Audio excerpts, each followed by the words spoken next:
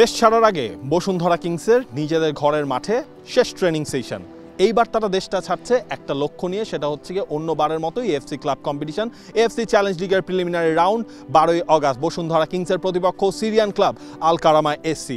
অন্যবারও Bashundhara Kings তারা AFC club কম্পিটিশনে বাংলাদেশকে প্রতিনিধিত্ব করেছে, তবে অন্যবার যেই রকম প্রস্তুতি নিয়ে Bashundhara Kings AFC club competition খেলতে গিয়েছিল, এবার কিন্তু সেটা হচ্ছে না। সেটার পেছনের কারণ, তারপরও বসুন্ধরা কিংসের টার্গেটটা কি এবারের এএফসি চ্যালেঞ্জ লিগের, সেটাই জেনে নেওয়ার পালা। আমরা প্র্যাকটিস করতে পারিনি একসাথে অনেকদিন, এইটা আফসোস আছে। যদি আমরা একসাথে প্র্যাকটিস করতে পারতাম তাহলে আরও ভালো হতো। তারপরেও আমরা যে কয়দিন ট্রেনিং করছি আমরা চেষ্টা করব ম্যাচে ভালো কিছু করার জন্য। আরও কিছু জটিলতা ছিল, আমরা আমাদের হোমে খেলবো না অ্যাওয়ে খেলবে, এটা নিয়ে একটা ভেজাল ছিল। তারপরে আমার কাছে মনে হয় যে যেভাবে আমরা স্টার্ট করেছি, আমার কাছে মনে হয় যদি আরেকটু সময় আমরা পেতাম তাহলে আমাদের জন্য আর একটু ভালো হইতো। অবশ্যই চাবো সেকেন্ড রাউন্ডে খেলার জন্য। ওদের স্বপ্ন পূরণে পাশে থাকতে পেরে আমরা গর্বিত। তো আমরা এখানে তো আর ঘুরতে যাচ্ছি না, সো আমাদের টার্গেটই থাকবে জিতার জন্য আমরা যাব। চ্যালেঞ্জটা হলো এই, আমরা এখন পর্যন্ত একত্রে ফুল টিম পাই নাই। তারপরেও বলবো যে আমরা যা লোকাল যে সাইডটা আছে, লোকাল সাইডটা নিয়ে আমি প্র্যাকটিস করাইছি। আমি লোকাল সাইড গত 12 দিনে প্রায় 17টা সেশন করেছি সকাল বিকাল। এই হিসাবে আমার প্লেয়ার মোটামুটি আমি মনে করি 60-70% পর্যন্ত ওরা ফিট। ওয়েদার একটা স্ট্রাগল হতে পারে দুই টিমের জন্য, বাট আমি আমাদের টিমকে এগিয়ে রাখবো, কারণ আছে আমাদের দেশে ওদের দেশের চেয়ে গরম অনেক বেশি। এবং আরেকটা বিষয় হচ্ছে আমাদের যেসব প্লেয়ার ছিল লোকাল, জানেন আপনি মাত্র 12 দিন ট্রেনিং করেছি, কিন্তু ট্রেনিংয়ের পরে যেটা আমাদের কাছে মনে হয়েছে যে তারা অফ সিজনটা মোটামুটি বেস্ট ট্রেনিংয়ে ছিল এবং আমাদের খুব বেশি সমস্যা হয়নি। অনেকেই আপনার দেখা যায় 10টার উপরে এফসি কাপের ম্যাচ খেলেছেন, আমার টিমে আছে, এবং তার সাথে ফরেন প্লেয়াররা অনেক এক্সপিরিয়েন্স যারা আছে। তো আমার কাছে মনে হয় যে আমরা একটা ফাইট ম্যাচ দিতে পারবো তাদেরকে, এটা আমি আশা রাখি এবং এটা মনে হয় যে আমরা সবাই চিন্তা করছি। বসুন্ধরা কিংসের জন্য এএফসি ক্লাব কম্পিটিশন নতুন কিছু নয়। প্রথমবার তারা যখন অংশ নিয়েছিল সেটা বাদ হয়ে গিয়েছিল কোভিডের কারণে। এরপর 3বার এই গ্রুপ স্টেজ থেকে বাদ পড়া, এএফসি চ্যাম্পিয়ন্স লিগের কোয়ালিফায়ার্স থেকে সেখানেও বাদ পড়া, এবং সবশেষ AFC challenge league group stage থেকেও বিদায়। এইবার এএফসি চ্যালেঞ্জ লিগের কোয়ালিফায়ার বা প্রিলিমিনারি রাউন্ড খেলতে যাচ্ছে বসুন্ধরা কিংস বাংলাদেশের প্রতিনিধি হিসেবে। এটা কিন্তু দেশকে আমরা রিপ্রেজেন্ট করছি, এই জায়গায় আমাদের দায়িত্বটা আরও বেশি, এবং আমার কাছে মনে হয় প্রত্যেকটা প্লেয়ার এটা মাথায় রেখেছে। না, আমার কাছে মনে হয় এইবারের চ্যালেঞ্জটা অন্য যে বছরগুলো ছিল তার চেয়ে খুব বেশি ব্যতিক্রম না, কারণ আপনি নিশ্চয়ই জানেন যে আমাদের টিম কিন্তু গতবারের সাথে যদি তুলনা করি সেই ক্ষেত্রে আমাদের টিম কিন্তু অনেক বেটার, স্পেশালি ফরেন সাইড। এবং আপনারা সবাই জানেন যে কিউবা মিচেলের মতো ইংলিশ প্রিমিয়ার লিগের প্লেয়ার রয়েছে আন্ডার 23 টিমের সান্ডারল্যান্ডের। সো আমার কাছে মনে হয় এইবার আমাদের সবচেয়ে বড় ভরসার জায়গার নাম হচ্ছে অ্যাটাকিং সাইড। নানা কারণে বসুন্ধরা কিংসের এবারের এএফসি চ্যালেঞ্জ লিগের প্রিলিমিনারি রাউন্ডে যাওয়ার আগের যে প্রস্তুতি, সেটা অন্যবার যখন বসুন্ধরা কিংস এএফসি কম্পিটিশনে খেলতে যায় সেটার মতো আসলে হয়নি। সেটা নানা কারণ রয়েছে। সেই কারণগুলোর পরও বসুন্ধরা কিংস যখন ঘরের মাঠে প্রায় 1 সপ্তাহের মতো প্র্যাকটিস করেছে, এরপর তারা আসলে চলে যাচ্ছে কাতারে, সেখানে হবে শেষ প্র্যাকটিস সেশন। এই যে যাদেরকে দেখছেন, এখান থেকে টোটাল হচ্ছে গিয়ে 22 জন ফুটবলারকে নিয়ে বসুন্ধরা কিংস তাদের এএফসি চ্যালেঞ্জ লিগের প্রিলিমিনারি রাউন্ডের জন্য তাদের স্কোয়াডটা মোটামুটি ফাইনালাইজ করেছে। বাংলাদেশে যারা যারা রয়েছেন তাদের সাথে সেই কাতারে সরাসরি কারা কারা যুক্ত হচ্ছেন, ফরেন ফুটবলার যারা রয়েছেন, Dorielton Gomes forward, Rafael Augusto midfielder, Emmanuel Sunday forward এবং ইমানুয়েল টনি, যারা বাংলাদেশে এর আগে ঘরোয়া ফুটবলটা খেলেছেন। বাংলাদেশের এই ফুটবলারদের সাথে যাদের বেশ ভালো একটা সম্পর্ক রয়েছে, অর্থাৎ নতুন ফুটবলারকে এনে হুট করে দলের সাথে কম্বিনেশনটা কেমন হবে সে ব্যাপার নিয়ে তাদের আসলে ভাবতে হবে না। লাস্ট ইয়ারে আমাদের কিছু প্লেয়ার আসছিল, দেখবেন আপনি হাই প্রোফাইল প্লেয়ার, বাট ওরা এসে কিছু আমাদের এইখানে অ্যাডজাস্ট করতে পারেনি। আপনি যখন আপনার ফরেন প্লেয়ারকে ভালোভাবে চিনতে পারবেন এবং আপনার সতীর্থ প্লেয়ার, তাহলে এই জিনিসটা ম্যাচ খেলার পক্ষে আমার কাছে মনে হয় যে এটা পজিটিভ ব্যাপার। কারণ আপনি যখন পরিচিত প্লেয়ারের সাথে খেলবেন, তাকে আপনি চিনেন এবং তার মুভমেন্ট আপনি বুঝতে পারবেন। ডোরিয়েলটন কিন্তু লাস্ট 1 বছর আগেও খেলে গেছে, তো সেখানেও এফসি কাপেও অনেকগুলো গোল করছে এবং লিগের টপ স্কোরার ছিল। তো আশাতে আমাদের টিমের শক্তি আরও বেড়ে গেছে এবং রাফায়েল আসছে, এবং রাফায়েলও অনেক ভালো মানের প্লেয়ার। সে আশাতে আমাদের টিম আরও শক্তিশালী হয়েছে। বসুন্ধরা কিংস এই চ্যালেঞ্জ লিগের খেলার আগে একমাত্র একটা প্রস্তুতি ম্যাচ খেলেছিল, সেখানে আবাহনী লিমিটেডকে তারা হারিয়ে দিয়েছিল। এই যে কোচিং স্টাফ দেখছেন সেখানেও কিন্তু পরিবর্তনটা হয়েছে বসুন্ধরা কিংসের। যে ব্রাজিলিয়ান কোচ যার আন্ডারে রোনালদিনিওর গুরু যিনি ছিলেন সেই সার্জিও ফেরিয়াস, তিনিও কিন্তু জয়েন করছেন কাতারে সেই ক্যাম্পে। সাথে একজন অ্যাসিস্ট্যান্ট কোচ থাকছেন, সাথে একজন ফিটনেস ট্রেনারও কিন্তু থাকছেন। আর আমরা দেখছি বাকি যেই লোকাল কোচিং স্টাফরা রয়েছেন তারা কিন্তু দেশের এই পার্টটুকু চালিয়ে দিয়েছেন এখন পর্যন্ত। গত প্রায় 10 দিন যাবৎ হেড কোচ, ট্রেনার, তারপরে আপনার ভিডিও অ্যানালাইসিস যে কোচগুলো আছে তাদের সাথে আমার প্রতিদিন এই কনভারসেশন হচ্ছে। ওরা সম্পূর্ণ ইনফরমেশন নেওয়ার চেষ্টা করছে, কে কীরকম, কার খেলার ধরন কীরকম, কোন পদ্ধতিতে আমরা খেলা অভ্যস্ত, এমনকি ফরেন প্লেয়ারদের সম্বন্ধে তারা ডাটা নিয়েছে। আমরা সব ডাটাগুলো আমি দিয়েছি তাদেরকে, ক্লাবও দিয়েছে। আমার মনে হয় হেড কোচ সব দিক বিবেচনা করে আমাদেরকে দিক নির্দেশনা দিবে ম্যাচের জন্য। তপু বর্মনদের এবারের এএফসি চ্যালেঞ্জ লিগের প্রিলিমিনারি রাউন্ডের প্রতিপক্ষ কারা?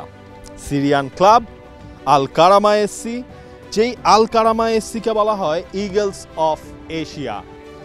1928 সালে যে ক্লাবটা প্রতিষ্ঠা হয়েছিল এবং এই এশিয়ারেই one of the oldest club বলা হয় সিরিয়ান এই ক্লাবটাকে, যারা সিরিয়ার 8 বারের চ্যাম্পিয়ন এবং যারা এএফসি চ্যাম্পিয়ন্স লিগ তখন যেটা ছিল সেই চ্যাম্পিয়ন্স লিগেরও একবার রানার্স আপ হয়েছিল এএফসি কাপের। অর্থাৎ বোঝাই যায় এই সব ক্লাব কম্পিটিশন যেটা এএফসি সেখানের জন্য খুবই স্ট্রং একটা টিম এই আল কারামা সিরিয়ার প্রিমিয়ার লিগে এবার তারা অবশ্য চ্যাম্পিয়ন হতে পারেনি, তবে চ্যাম্পিয়নশিপের যে প্লে অফ রাউন্ডটা ছিল সেখানে তারা সেকেন্ড হয়েছিল এবং জায়গা করে নেয় এইবারের এএফসি চ্যালেঞ্জ লিগের প্রিলিমিনারি রাউন্ডে। যেই আল কারামা এসসিতে সিরিয়ার ন্যাশনাল টিম, অর্থাৎ যেই সিরিয়ার ফিফা র্যাঙ্কিং 91, সেই সিরিয়া ন্যাশনাল টিমের 2 জন প্লেয়ার রয়েছেন, মোয়ায়েদ আজান যাকে নতুন করে রিক্রুট করা হয়েছে এবং আবদুল্লাহ আল শামি সেন্টার ব্যাক, একজন লেফট ব্যাক একজন সেন্টার ব্যাক। এছাড়াও সাম্প্রতিক সময়ে সিরিয়ার জাতীয় দলে খেলা 6 জন ফুটবলার রয়েছেন, একই সাথে ইউথ টিমের ফুটবলারও কিন্তু রয়েছে 7 জন, অর্থাৎ সিরিয়ার আন্ডার 23 টিমেরও 7 ফুটবলারকে নিয়ে কিন্তু সেই আল কারামা এসসি দলটা গঠন করা হয়েছে। আল কারামা তারা এই বসুন্ধরা কিংসের বিপক্ষে ম্যাচটার জন্য তাদের দলে 2 জন ফরেন ফুটবলার কিন্তু তারা নিয়ে এসেছে। একজন ঘানা থেকে তারা এনেছে 19 বছর বয়সী রাইট উইংয়ে যিনি খেলে থাকেন, খুবই ইয়াং এনার্জেটিক গ্যাব্রিয়েল মেনসা, এবং একই সাথে পাপা লিয়াং, তিনি হচ্ছে সেনেগালের ফরওয়ার্ড, 23 বছর বয়স তার। তিনি অলরেডি আল কারামার হয়ে তাদের যে একটা প্র্যাকটিস ম্যাচ এই বসুন্ধরা কিংসের বিপক্ষে মাঠে নামার আগে সেই প্র্যাকটিস ম্যাচে তিনি গোলও কিন্তু করেছেন। তারা অনেক দিন আগে থেকেই আপনার ট্রেনিং শুরু করেছে এই ম্যাচটা নিয়ে, বিকজ তারা অ্যানালাইজ করেছে আসলে বসুন্ধরা কিংস এই সাউথ জোন অনেক স্ট্রং টিম, এটা কিন্তু তারা জানে এবং এই পরিপ্রেক্ষিতে তারা কিন্তু আরও 6টা প্লেয়ার সাইন করেছেন সিরিয়ার এবং তার সাথে 2টা ফরেন প্লেয়ারকে তারা অ্যাড করেছে। ডেফিনেটলি তারা অনেক সিরিয়াস এই ম্যাচটা নিয়ে এবং আমার কাছে মনে হয় যে তারা যেভাবে প্রিপারেশন নিয়েছে আমার কাছে মনে হয় যে অনেক টাইট একটা ম্যাচ হবে। ওরা কিন্তু রানিং লিগ খেলছে, তারপরে ওরা এখন এই এফসি কাপের জন্য ওরা একত্রে প্র্যাকটিস করতে, তা শুনেছি ওরা নাকি পুরো টিমটা একসাথে করতেছে না, যেহেতু যুদ্ধবিধ্বস্ত দেশ।